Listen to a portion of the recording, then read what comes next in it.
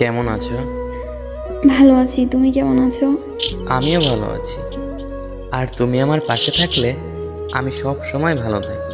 ওরে আমার পাগলটা রে, খুব ভালোবাসো আমাকে তাই না? হুম, বাসি, অনেক বেশি ভালোবাসি।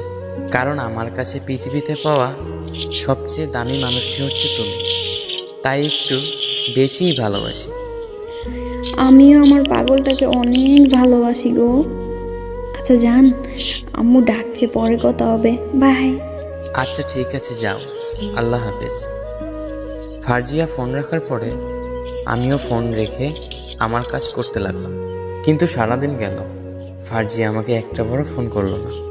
ভাবলাম ও ব্যস্ত আছে, রাতে নিশ্চয়ই কল দিবে।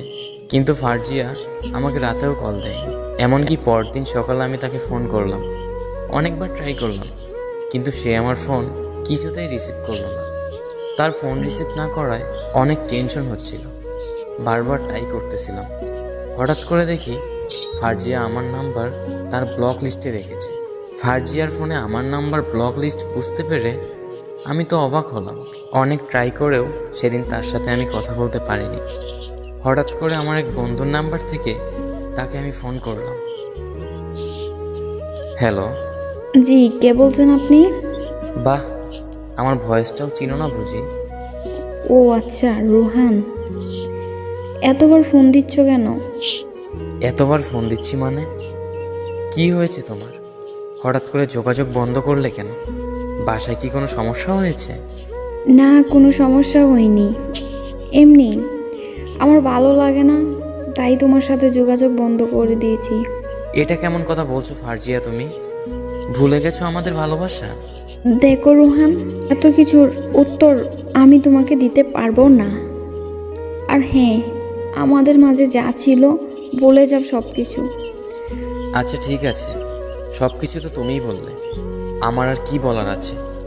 কারণ একা একা তো আর ভালোবাসা হয় না, তাই জোর করবো না তোমায়। জোর করে বেঁধে রাখা যায়, কিন্তু ভালোবাসা পাওয়া যায় না। আমার কথা শেষ করে আমি ফোনটা রেখে দিলাম। কিন্তু হঠাৎ করে তার এত চেঞ্জ, আমি কেন জানি কিছুতেই মানতে পারছি না। যে আমাকে এত ভালোবাসতো, যে আমার জন্য পাগল ছিল, সে কিভাবে এতটা পাল্টে গেল? এগুলো ভাবতে ভাবতে আমি ঘুমিয়ে গেলাম। ঘুম থেকে উঠে হঠাৎ করে তার কথা কেন জানি ভীষণ মনে পড়ছিল। কিন্তু এত কিছুর পরে নিজের ভিতর কেন জানি তার প্রতি একটা রাগ সৃষ্টি হয়ে গেছে। তাই নিজে থেকে আর ফোন করলাম না। এমন করতে করতে অনেকটা দিন পার হয়ে গেল। তাকে এখনও আগের মতো ভালোবাসি আমি, কিন্তু সে কি আমাকে মনে করে?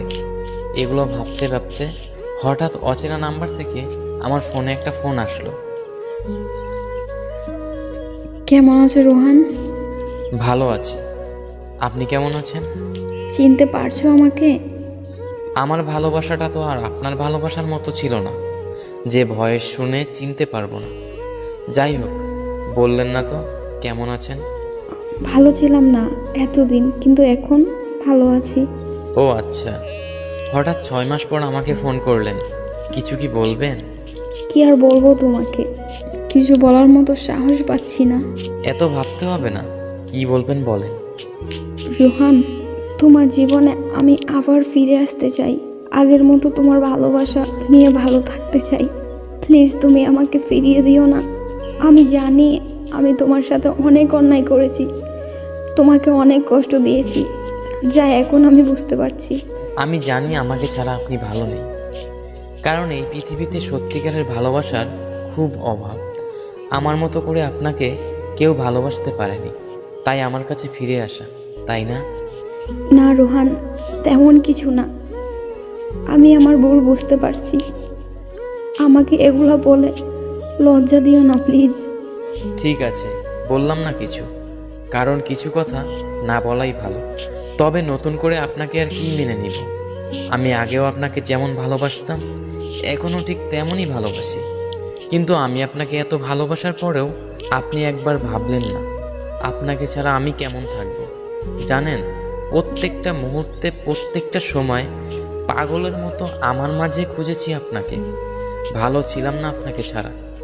থাক, এত কিছু বলতে চাচ্ছি না আপনাকে। আপনি যে আপনার ভুল বুঝতে পেরেছেন এতেই আমি অনেক হ্যাপি। আচ্ছা এখন রাখছি, একটু ব্যস্ত আছি, পরে কথা হবে।